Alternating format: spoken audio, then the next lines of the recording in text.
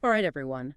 Buckle up because today's deep dive is going to be a wild ride. Mhm. We're stepping into a world that sounds like it's straight out of fantasy.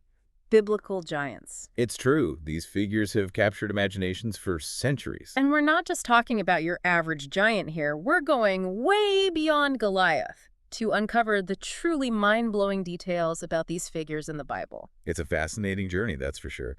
The Bible offers some really unique and sometimes unsettling perspectives on giants. So where do we even begin with a topic like this? I mean, it feels like we got to start at the very beginning, right? Genesis? The book of beginnings? You're right. You can't talk about biblical giants without starting with Genesis, chapter 6 specifically. Okay, chapter 6. That's where we first encounter the Nephilim. Nephilim. Okay, that's not exactly a name you hear every day, so refresh my memory. Who are the Nephilim? What's the story there? So Genesis 6.4 tells us about these sons of God having children with human women. And get this, their offspring, those were the Nephilim. Hold on, sons of God. Now, that sounds like it could be open to interpretation, don't you think? Are we talking angels here? You've hit on a major point of debate. That phrase is one of the most debated in this whole section of the Bible. Really? Oh, yeah. Some scholars are convinced it refers to fallen angels, while others have entirely different interpretations. Like what else could it possibly mean? Well, some think it might be talking about powerful human rulers. Those considered almost godlike in their authority. Others even suggest it might be a lineage from Seth, the third son of Adam and Eve. Wow, I've never heard that one before. It's wild, right? What? But that's the thing. The Bible itself doesn't give us a clear-cut answer. So it's a double mystery. Not just who the Nephilim were, but who their parents were too. But whatever their origin, the Bible says the result is a race of giants roaming the earth. And that's where things get really interesting, right? Absolutely. Yeah. It's a concept that really throws you for a loop, even within the already pretty fantastical world of the Bible. This mingling of the divine and the human, the creation of these powerful beings. It's almost like something you'd read in Greek mythology, not something you'd expect in the Bible. It Exactly. really makes you wonder, why include this whole detail about giants in the biblical narrative? What's the significance? So we've got these mysterious Nephilim offspring of sons of God and humans, just like roaming the earth. It's a lot to wrap your head around, and then boom, the flood hits. Right. This massive, like, world-changing event. You'd think that'd be the end of giants, right? You'd think so, wouldn't you? This big reset button, wiping the Yeah. slate clean. Yeah. And here's the thing. That's not what happens at all. Okay, now you've got me on the edge of my seat. The giants make a comeback. Wow. Tell me everything. So we got to jump ahead a bit in the story to the book of Numbers, Numbers. All right. Numbers 13. Moses sends those spies into Canaan, you know that part. Oh, yeah. And they come back totally freaked out. Right. They met the Anakim. Exactly. They describe these Anakim as descendants of the Nephilim. Huge, powerful people. It's kind of funny, right? These tough warriors come back feeling like, what did they say? Grasshoppers? Yeah. Compared to the Anakim. Talk about intimidating. It's a powerful image. It just throws that whole idea of the flood wiping out the giants right out the window. Totally. They're back. Or maybe they never really left. Who knows? Right. But they're not just like background characters either. Yeah. The Anakim are a genuine threat, an obstacle the Israelites have to overcome to get to the promised land. Makes you wonder, if the flood was supposed to cleanse the earth, why were the giants allowed to come back? It's like this unanswered question right there in the text. Yeah, it's a question that's caused a lot of debate and different interpretations. I bet. And it gets even more interesting because the Anakim weren't the only giants after the flood. Oh, wait, there are more? There are more.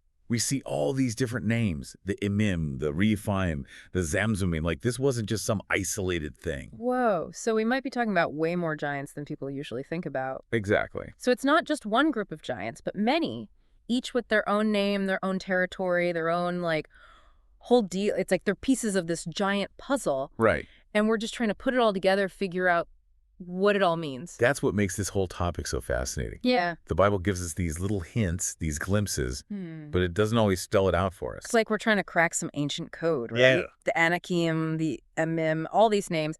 But then it hit me, it's not just these group names. The Bible actually names specific giants, like individuals. That's what makes it so real, Totally. It's one thing to talk about the Anakim in general, but then you hear about Anak himself, this giant dude with his giant sons. It's a whole giant family tree. Ahiman, Sheshai, and Talmai. What a lineup. And it just makes you wonder, if those giants were important enough to be named, how many other giants were out there just walking around? Right. It really changes how you imagine the world back then. Like, Yeah. bumping into a giant maybe wasn't such a rare thing after all. Exactly. But okay, let's talk about how big we're talking here. Like, just how giant are these giants? That is the million-dollar question. And the Bible, honestly, it's not always that helpful. Well, we've got that whole thing about King Og's bed, right? 13.5 feet long. I mean, come on. Talk about a custom order. That's definitely hinting at someone large and in charge. Yeah. But you're right, we don't actually know how tall King Og himself was. Hmm.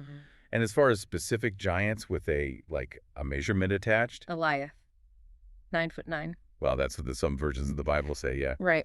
But, and this is where it gets interesting, other translations, based on different old manuscripts, they say he was closer to 6'6". Wait, seriously, that's still huge. But yeah, not quite 9'9". Exactly.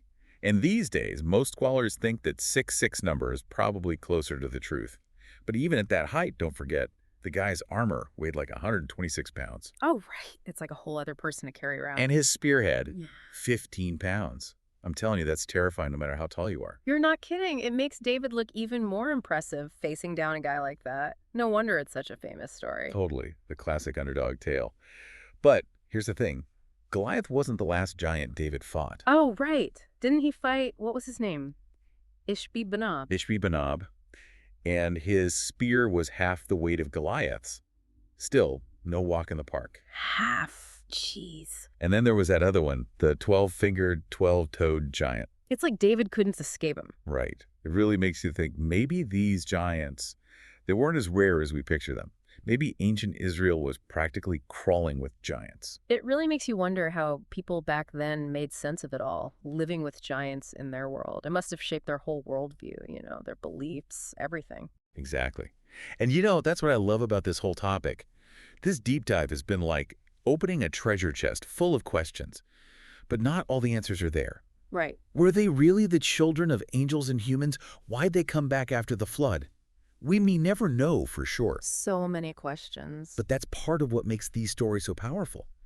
They stick with us, make us think even thousands of years later. And even if we think of them metaphorically, these stories have a lot to teach us about being human, about our fascination with the unknown, our fear of overwhelming odds. And that courage to face our fears, just like David. Exactly. Maybe it makes us think about the giants we face, the challenges in our own lives that seem impossible. Maybe these stories can inspire us to find that strength, that courage to overcome whatever's in front of us. Wow. Those are some seriously thought-provoking questions to end on. Thanks for taking this deep dive with us. Until next time.